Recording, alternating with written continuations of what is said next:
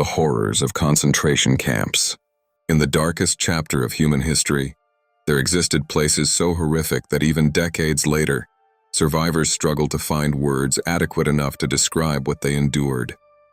These weren't just prisons. They weren't just labor camps. They were systematic factories of death, designed with cold efficiency to strip human beings of their dignity, their identity, and ultimately their lives. What I'm about to share with you is the true story of the concentration camps, told through the eyes of those who lived it, and it's a story that demands to be heard, no matter how difficult it becomes to listen.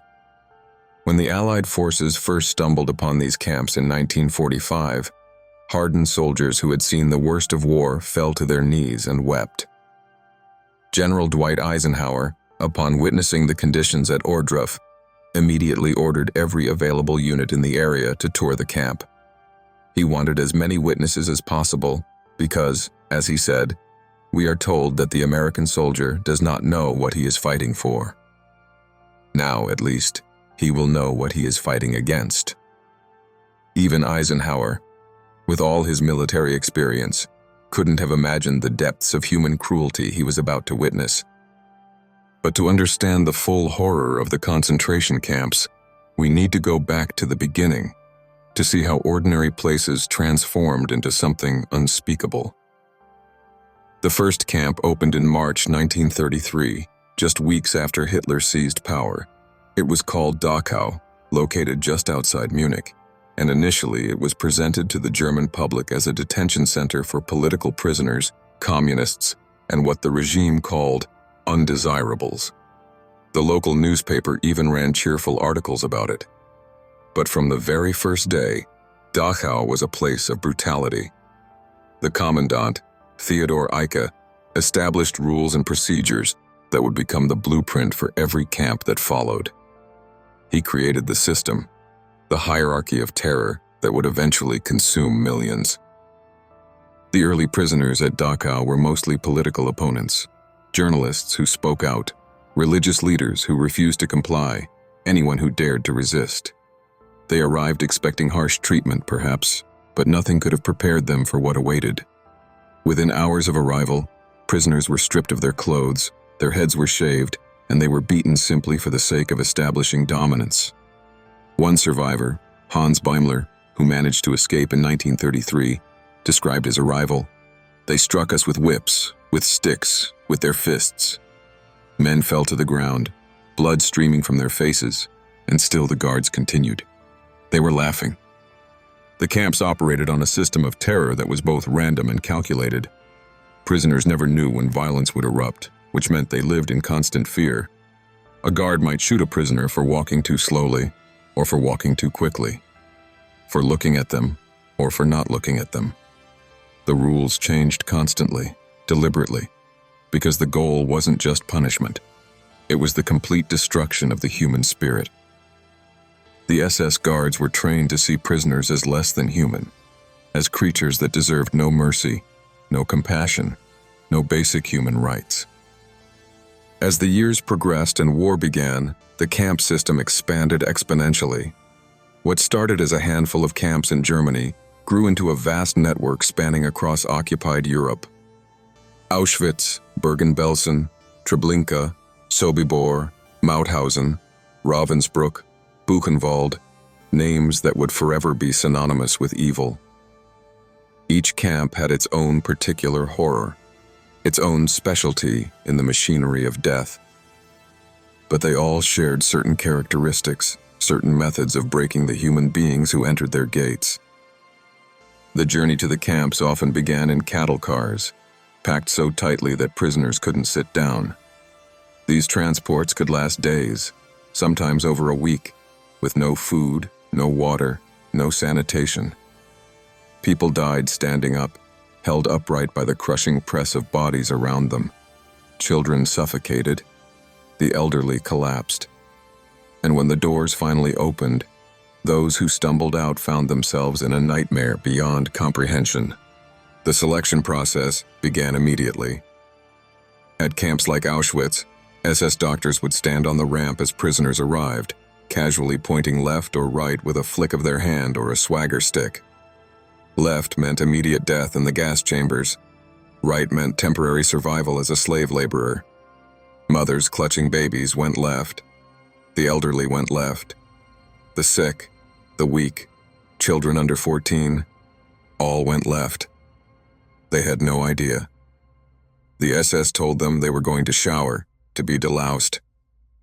Many went to their deaths still believing they would see their families again in a few hours. One survivor, a woman named Gisela Pearl, who worked as a prisoner doctor at Auschwitz, later wrote about watching the selections. "I could see Dr. Mengele standing there in his immaculate uniform, boots shining, making his selections with the bored expression of someone choosing fruit at a market. Life or death, decided in a second, and he didn't even care enough to look at their faces." Joseph Mengele, the angel of death, became infamous for his particular brand of cruelty. He would stand on the ramp whistling opera, conducting death with a conductor's flourish. Those selected for work faced a different kind of hell. The camps were designed to kill slowly, to extract every possible ounce of labor before death. Prisoners were given starvation rations, often just thin soup made from rotten vegetables and a piece of bread. The daily caloric intake was calculated to be just enough to keep a person alive while working them to death over 3 to 4 months. This wasn't accidental. It was the plan. Work assignments varied, but all were brutal.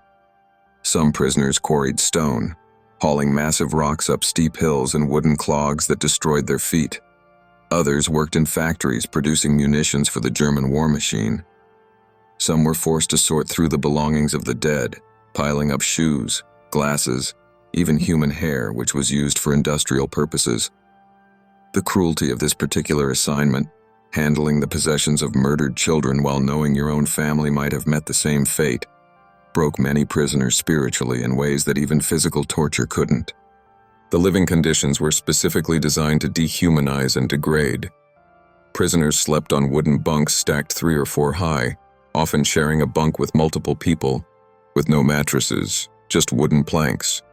There were no blankets in many camps, even in winter. The barracks were infested with lice, rats, and disease spread rapidly. Typhus, tuberculosis, dysentery, and other illnesses ravaged the camps. Prisoners who became too sick to work were selected for death. The daily routine was calculated to break the human spirit. Roll call or appel happened twice a day and could last hours. Prisoners stood outside in formation regardless of weather, in summer heat or winter snow, while guards counted and recounted. If someone had escaped, or if a prisoner had died during the night and their body wasn't present, everyone stood there until the count was correct. People froze to death during roll call. They collapsed from heat stroke. Guards would beat prisoners randomly during these lineups, sometimes selecting someone to make an example of, shooting them in front of everyone else as a reminder of their absolute power. Sanitation was another tool of degradation. Toilet facilities were often just a long board with holes, where prisoners sat shoulder to shoulder with no privacy, no dignity. They were given limited time to use these facilities, sometimes just minutes for hundreds of people. Many prisoners developed severe intestinal issues from the rotten food and filthy water, yet they were beaten if they couldn't control their bowels. The SS understood that stripping people of basic human dignity was as effective as physical violence in destroying their will to live. But perhaps nothing illustrated the calculated evil of the camps more than the medical experiments. In multiple camps, SS doctors used prisoners as human guinea pigs for horrific experiments that served no scientific purpose, only sadism dressed in the language of research. At Auschwitz, Mengele performed experiments on twins, particularly children, injecting dye into their eyes to see if he could change their color, amputating limbs to see if he could attach them to different bodies. At Ravensbrück, women were deliberately infected with bacteria and viruses to test treatments, or had their bones broken and infected with gangrene. At Dachau, prisoners were submerged in ice water for hours to test survival times, or placed in pressure chambers to simulate high-altitude conditions, often dying in agony. These weren't rogue doctors operating in secret. These experiments were approved, documented, and the results were presented at medical conferences. The perpetrators were educated men with medical degrees, men who had taken oaths to do no harm, yet they inflicted unimaginable suffering without remorse. One survivor of Mengele's experiments, Eva Kor, later said, "The most painful thing wasn't what they did to my body. It was seeing them treat us like we weren't even human, like we were things to be used and discarded." The camp guards themselves came from various backgrounds. Some were hardened SS men who believed in Nazi ideology. Others were regular soldiers assigned to camp duty. Some were even prisoners themselves, given positions of authority over other prisoners in exchange for better treatment. These prisoner functionaries, called kapos, were often more brutal than the SS guards themselves, having learned that their survival depended on pleasing their captors. The system corrupted everyone it touched, creating a hierarchy of victimhood where even the oppressed became oppressors. Violence in the camps wasn't just punishment for rule breaking. It was entertainment for the guards. They would force prisoners to sing while marching to work, beating those who didn't sing loudly enough. They set dogs on prisoners for sport. They invented sadistic games, like making prisoners do physical exercises until they collapsed, then beating them for being weak. At Mauthausen, guards would force prisoners to carry heavy stones up the 186 steps of the stone quarry, then throw them back down, making them retrieve the stones and start over. Those who collapsed were simply pushed over the edge, falling to their deaths on the rocks below. The other prisoners called it the stairs of death. Winter in the camps brought a whole new level of suffering. Prisoners had only thin striped uniforms, no underwear, no socks in many cases, and those wooden clogs that offered no warmth or protection. Frostbite was common. Fingers and toes turned black and fell off. People froze to death in their bunks at night. Yet work continued regardless of weather. Prisoners marched out to labor sites through snow, worked with frozen hands, marched back in darkness. Those who couldn't keep up were shot where they fell. The gas chambers represented the ultimate evolution of the Nazi killing machine. Early in the war, mass shootings were the primary method of murder, but this was deemed too slow and too psychologically difficult for the executioners. So they developed a more efficient system. Zyklon B, a pesticide, was dropped into sealed chambers disguised as shower rooms. The victims, packed inside, would realize something was wrong within minutes as the poison took effect. They would claw at the walls, climb over each other trying to reach air near the ceiling. Death took between 15 and 20 minutes. Then prisoners from the Sonderkommando, special work units forced to operate the crematoria, would remove the bodies, extract any gold teeth, and burn the remains. The Sonderkommando lived with an unbearable burden. They were forced to lead their fellow prisoners to death, to lie to them about the showers, to process their bodies afterward. They were kept isolated from the rest of the camp because they knew too much. And every few months, the entire Sonderkommando was killed and replaced with fresh prisoners, eliminating witnesses. But some members of the Sonderkommando managed to document what they saw. They wrote notes, took secret photographs, and buried them near the crematoria, desperate to leave some evidence for the world. Children in the camps faced particular horrors. Most children who arrived were sent immediately to the gas chambers, but those who survived selection were not spared. They worked alongside adults, received the same starvation rations, and faced the same brutal punishments. At Auschwitz, some children were kept alive for Mengele's experiments. At other camps, children as young as 8 or 9 hauled stones, worked in factories, or were used for whatever purpose the SS desired. Many survivors remember children who gave up, who simply stopped eating, stopped moving, waiting for death to take them. Yet even in this darkness, there were moments of extraordinary humanity. Prisoners shared their meager food with the sick. They told stories to keep each other's spirits alive. They formed underground resistance movements, sabotaging work where they could, smuggling information to the outside world. At Auschwitz, prisoners managed to blow up one of the crematoria in October 1944, knowing they would die in the attempt, but hoping to slow the murder machine even briefly. In multiple camps, prisoners kept secret diaries, wrote poetry, created art from scraps, refusing to let their humanity be completely extinguished.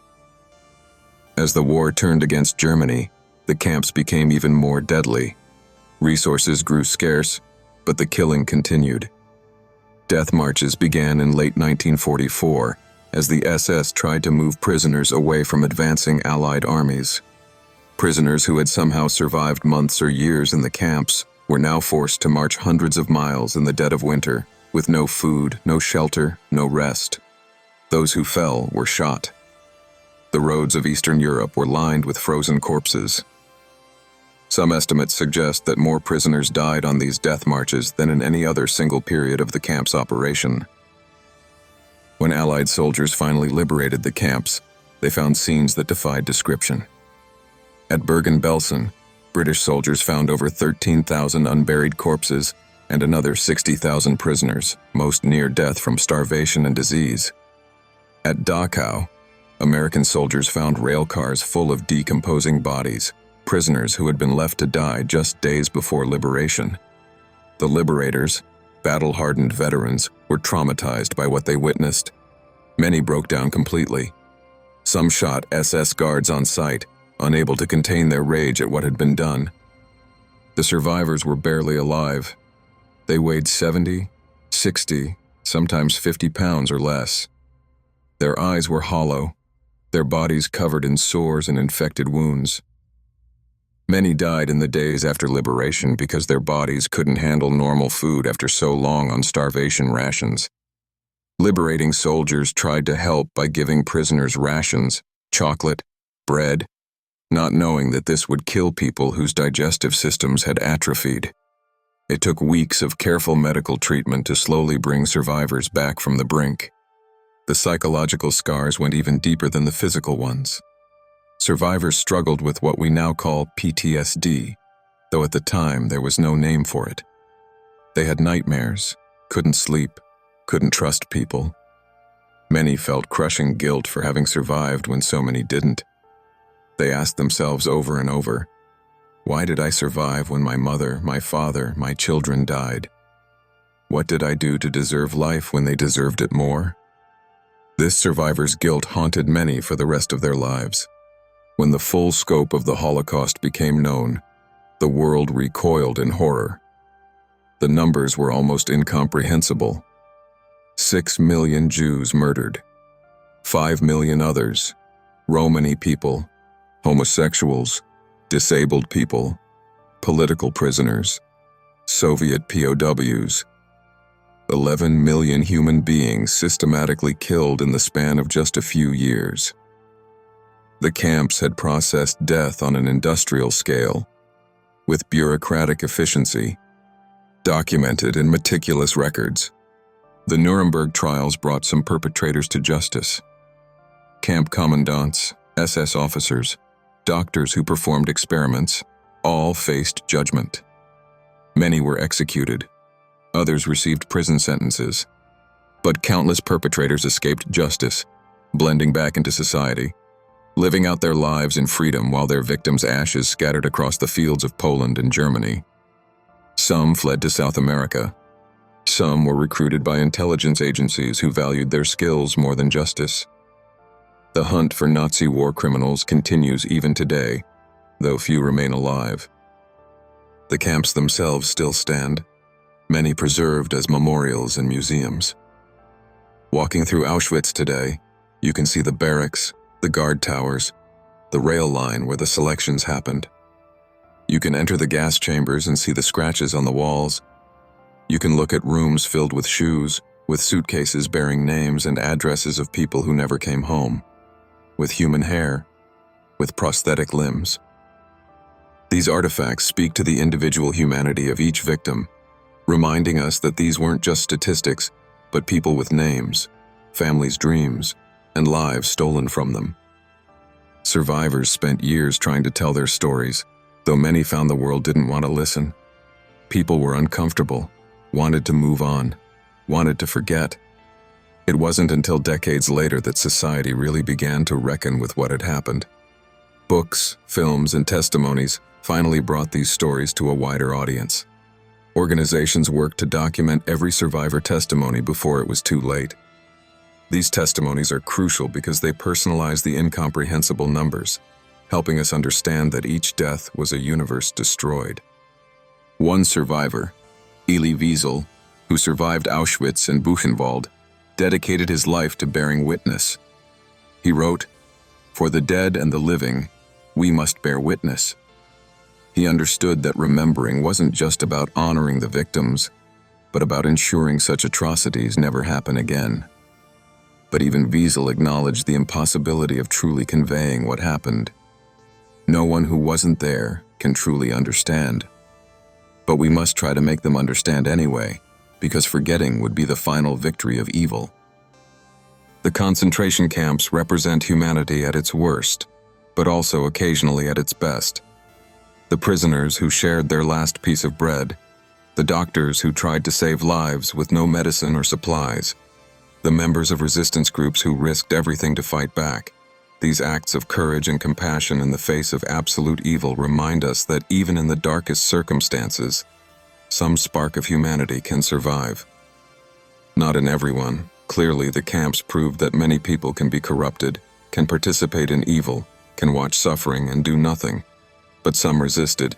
Some refused to become what the system tried to make them. The lessons of the concentration camps remain urgent today. The Holocaust didn't begin with gas chambers.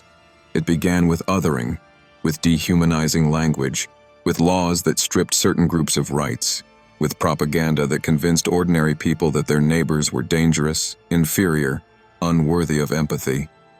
It progressed in stages, each step making the next possible, until society had been conditioned to accept the unacceptable. The camps were the endpoint of a process that started with words and ideas. We often comfort ourselves with the thought that we would have been different, that we would have resisted, that we would never participate in such evil. But the uncomfortable truth is that most people who ran the camps, who worked as guards, who looked the other way, were ordinary people. They weren't monsters from birth. They were shaped by their society, by propaganda, by peer pressure, by the human capacity to rationalize and obey authority. The camps showed us how fragile civilization is, how quickly normal people can become complicit in horror when the right conditions exist. That's perhaps the most important lesson. Evil on this scale doesn't require a nation of psychopaths. It requires indifference, requires people willing to look away, requires a society that accepts the premise that some human lives matter less than others. Every person who said nothing, who knew what was happening and did nothing, who benefited from the stolen property of the dead, every person who followed orders without questioning, they all contributed to the machine that murdered millions. The survivors are nearly all gone now. Within a few years, there will be no living witnesses to these events. That's why their testimonies have been recorded, why the camps have been preserved, why we must continue to educate each generation about what happened. Because human nature hasn't changed. The capacity for this kind of evil still exists. And the only defense against it is remembering, learning, and refusing to accept the dehumanization of any group of people. When you visit these memorial sites today, there's a haunting silence. The birds barely sing there. The very earth seems heavy with grief. Standing in those places, you can almost feel the weight of what happened, the presence of those who died there. It's overwhelming and necessary, because these weren't events in the distant past. There are people alive today who survived this. There are people whose parents or grandparents were murdered there. The pain is still fresh, still real, still demanding to be acknowledged. The concentration camps stand as monuments to the darkest capabilities of human nature, but also as warnings to future generations. They remind us what happens when hatred is allowed to flourish, when propaganda replaces truth, when power is unchecked, when ordinary people choose comfort over justice. They challenge us to be better, to speak out against injustice, to recognize the humanity in all people regardless of differences. In the end, the story of the concentration camps isn't just about the past. It's about the eternal struggle between our capacity for cruelty and our capacity for compassion, between hatred and love, between destruction and creation. The victims who died in those camps, they can't speak for themselves anymore. So we must speak for them. We must remember their names, their faces, their stolen futures. We must bear witness to their suffering, not because it's easy or comfortable, but because they deserve to be remembered. Because never again must be more than a slogan. It must be a commitment, renewed with each generation, to defend the dignity and worth of every human being, to resist the forces of hatred and dehumanization wherever they arise, to ensure that these darkest chapters of history truly remain in the past and never become our future.